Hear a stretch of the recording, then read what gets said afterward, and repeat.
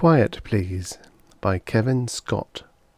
Originally published in Worlds of If, November 1961. Narrated by Tom Trussel. Groversb knew what he wanted, peace and quiet. He was willing to scream his head off for it. The big man eased the piano off his back and stood looking at Groversb. "You ain't gonna like it here." He mopped his face. "Boy, will I ever be glad to get off this cockeyed planet." Groversb pushed at his spectacles, sniffed, and said, "Quiet." The big man said, "Ain't no native here over 3 feet tall, and they got some crazy kind of communication. They don't talk." Groversb said, "Quiet." "Huh?" "Precisely why I'm here. I," said Groversb, sniffing again, "loathe conversation." "Oh, well." He left.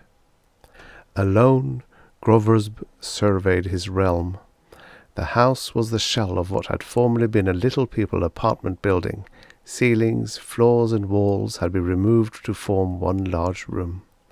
The tiny doors and windows had been sealed, and a single window and door had been cut into the shell for Groversb's use. Crude, but serviceable. Groversb walked to the window and looked down the slope. Little people buildings dotted the landscape, and the people themselves scurried silently about. Yes, thought Groversb, it would do nicely. He had brought an adequate food tablet supply. He would finish, without the distraction of voices, his beautiful concerto. He would return to Earth famous and happy. Armed with paper and pencils, he went to the piano, having decided to enlarge upon the theme in the second movement. His mind knew exactly how the passage should run, and he swiftly covered the paper with sharp, angular notes.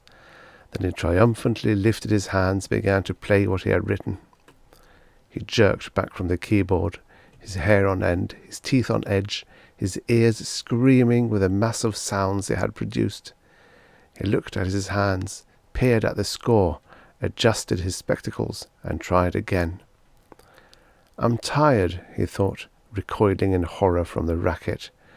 "A food tablet and a nap will remedy the situation." When he awoke, Groversb walked to the window, refreshed.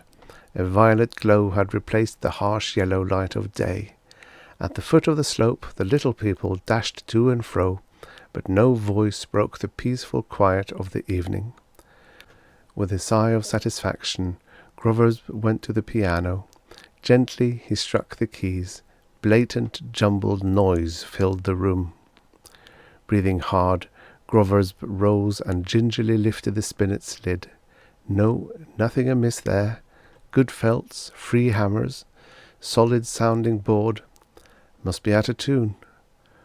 Groversb closed the lid, sat down, and struck a single note. A clear tone sang out. He moved chromatically up and down the scale, definitely not out of tune. He shifted the score, glanced uneasily at the keys, and began to play. Discord immediately pierced his eardrums. He clapped his hands over his ears and leapt wildly from the piano bench. The trip, he decided frantically. It must have affected my hearing. He flung himself from the house and down the slope. The little people scattered, staring. He charged into the administration building and clutched the lapels of a uniformed official. "A doctor!" he gasped. "Now! This minute!" The official raised his eyebrows and removed Groversb's hands with distaste. "It's a little late in the day," he drawled, "but maybe the doc on the top floor." Groversb flew up the stairs and into the doctor's office. The doctor's face lit up. "A patient!" he exclaimed. "Capital! What seems to be the trouble? Food poisoning? Shouldn't eat the food here. Garbage. Appendix? Heart attack?" "Stop talking, you idiot! It's my ears!" Obviously disappointed, the doctor nevertheless poked and peered at Groversb's ears. "No," he said finally. "A trifle big, yes, but nothing wrong with them." "You're sure?" "Absolutely. A pity. I'm getting a bit rusty." With a groan, Groversb staggered out of the building, back through town and up the slope to his house. Seating himself firmly on the bench, he began to play. He shuddered. The noise was abominable. Suddenly his door burst open and a crowd of little people rushed in. They pulled him off the bench and slapped angrily at his hands. Then, with cutters, they attacked the piano. "Here, stop that!" Groversb screeched. "What do you think you're doing?" The little people pushed and dragged him out of the house, down the slope, through the town and into the launching bowl at the space strip. The launching agent took one look and yelled, "Get the interpreter! On the double!" The interpreter ran up and whipped something from his pocket. It looked like a miniature piano skeleton. He tripped a hammer. There was a faint tinkle. Instantly, one of the little people produced a single miniature hammer and tapped it rapidly against his skull. The interpreter tripped another hammer. A second little one responded. Suddenly, one of the little people ran over and tripped all the interpreter's hammers simultaneously. The little people winced. "Oh," said the interpreter. "Well, it's their planet."